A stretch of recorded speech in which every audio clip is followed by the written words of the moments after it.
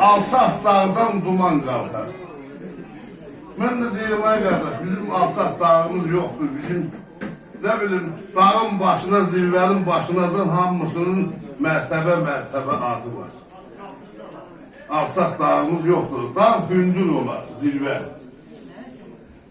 Başdan sayım, zirvənin başına dağ deyər. Dağdan yenirsən yal deyər, yaldan sonra yenirsən dirsək deyər, dirsəkdən sonra yenirsən təpə deyər, təpədən də yenirsən dərədə duvardır. Alsaq dağımız arasında qalır. Alsaq yerdən duman qalxar, dağı dolana. Göğüzünü bulud alar, mahı dolana. Kimi ağa, kimi nöşər olan zafa çəkər. Bülbül ağlar, qanyaş töşər, bağı dolana.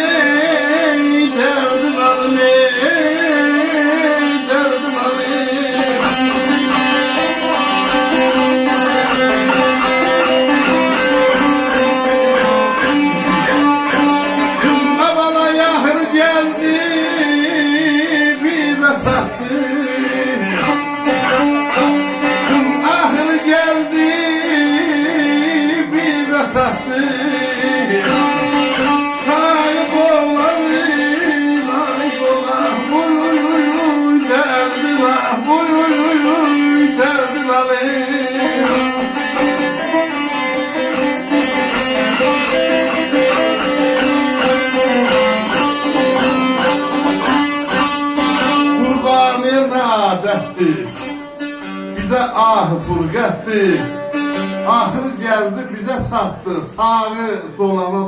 Öpürəm, eşq olsun məclisimizə.